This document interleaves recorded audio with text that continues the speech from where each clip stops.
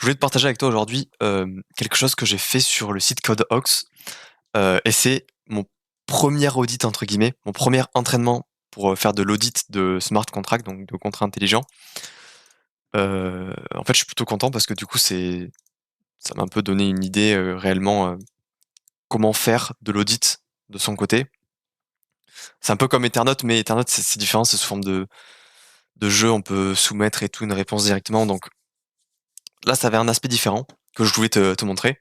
Donc en fait, CodeOx, c'est un site qui permet de s'entraîner à faire de l'audit de contrats intelligents, mais qui permet aussi, de faire réellement de l'audit et de gagner des prix quand tu trouves un bug.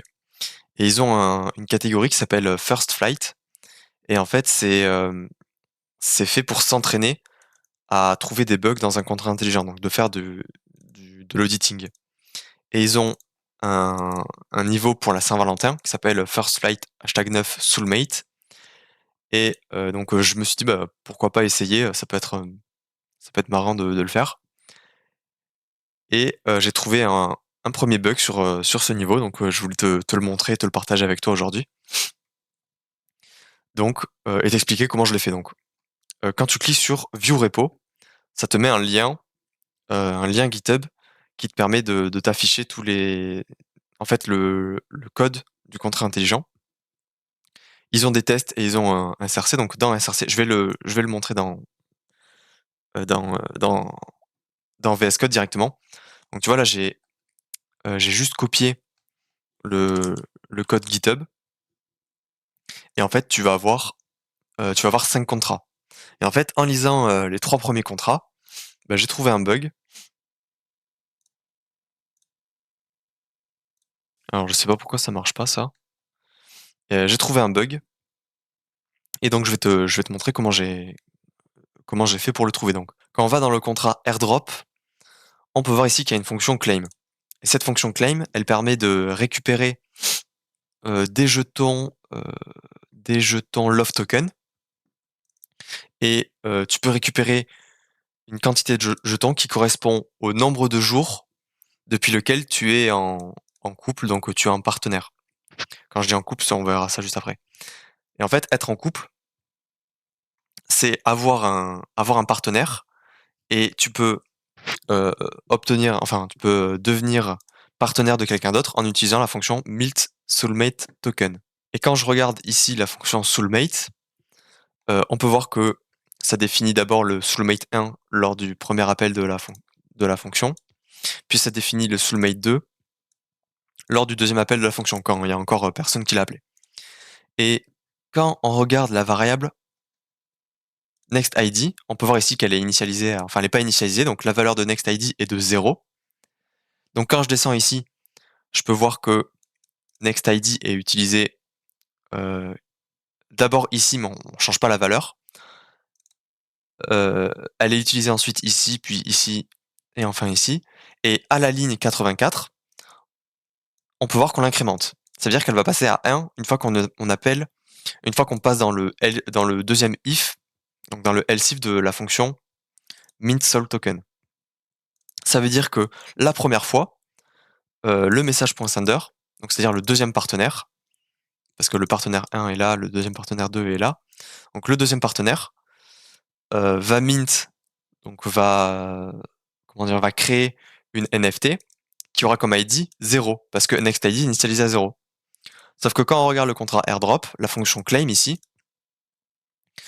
permet de récupérer le nombre de jours, heu, le nombre de jours dans le enfin, la fonction claim permet de récupérer le nombre de jours depuis que le message.sender a un partenaire, donc a appelé la fonction, soulmate token avec une autre adresse et on peut voir que ça récupère soulmate contract.owner_to_id de message.sender. Sauf que owner_to_id de message.sender, quand on regarde le contrat soulmate, donc id to owner, non, owner_to_id plutôt, owner_to_id, donc je passe une adresse, je récupère un ID. Vu qu'il va pas être défini sur un troisième message.sender, ça va retourner 0. Sauf que si ça retourne 0, ça veut dire que id to creation timestamp va avoir en paramètre 0. Et quand je regarde la valeur, quand on regarde la variable ici, id to creation timestamp, en fait, ça permet, en fonction de l'id de la NFT Soulmate, ça permet de retourner un timestamp, donc le timestamp à laquelle elle a été créée. Sauf que, ici, quand on fait un mint, enfin quand on passe dans le deuxième else if, on définit la variable du timestamp, ici id to creation timestamp, à la valeur de block.timestamp, mais dans le premier appel, donc dans le premier passage du else if, ça sera 0, next id vaudra 0. Donc on aura une valeur à l'emplacement 0 de id to creation timestamp. Donc ça veut dire que ici, à partir du moment où il y a un couple qui a une NFT, eh bien tous ceux qui sont pas encore en couple pourront récupérer en fait le même nombre de jetons que les gens qui sont en couple. Donc c'est un bug parce que on veut que uniquement le contrat veut faire en sorte que uniquement les gens qui sont en couple puissent récupérer euh, un nombre de tokens love token. Donc c'est un bug et j'ai fait un test pour prouver cela. En fait, tout d'abord, donc j'ai pris le test airdrop test et je l'ai amélioré. Donc je vais pas montrer la réponse, je vais mettre jusqu'à là, voilà.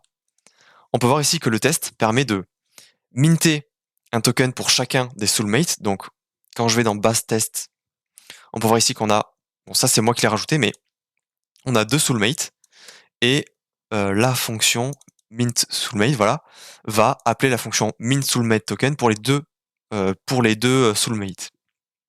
Ça veut dire que là, les soulmates auront une NFT soulmate et donc ils peuvent claim leur soulmate token.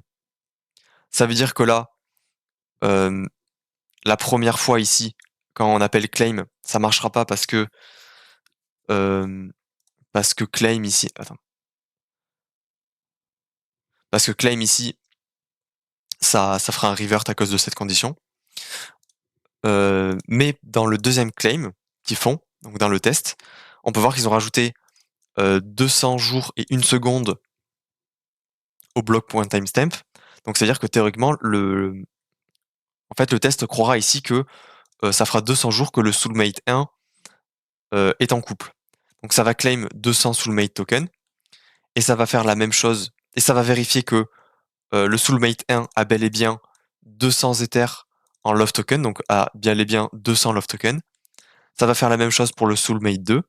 Et donc maintenant, comme je l'ai dit juste avant, dans le contrat airdrop, théoriquement, un soulmate 3, donc c'est-à-dire une troisième adresse, peut récupérer autant de jetons que le soulmate 1 et le soulmate 2, à condition qu'elle ne soit pas encore en couple, c'est-à-dire à condition qu'elle n'ait pas encore appelé la fonction mint soulmate token. Donc c'est ce que j'ai fait dans le test. J'ai fait en sorte de claim sans appeler la fonction mint soulmate token. Et ensuite j'ai fait un assert pour voir que, en effet, eh ben, le nombre de jetons love token de soulmate 3 a la même valeur que le nombre de jetons de soulmate 1. Et quand j'exécute ce test, eh ben ça passe, donc je vais faire forge test. Voilà, ça compile. Et voilà, on peut voir que ça passe. Donc si je regarde la fonction test claim ici passe. Voilà, donc c'était juste pour faire une petite vidéo sur ce niveau et sur ce niveau de CodeHawks. Donc si ça t'intéresse de t'entraîner à faire de l'auditing de contrats intelligents et t'améliorer petit à petit de toi-même de ton côté, tu peux aller visiter le site et faire les niveaux pour s'entraîner. J'ai fait un, comment on appelle ça?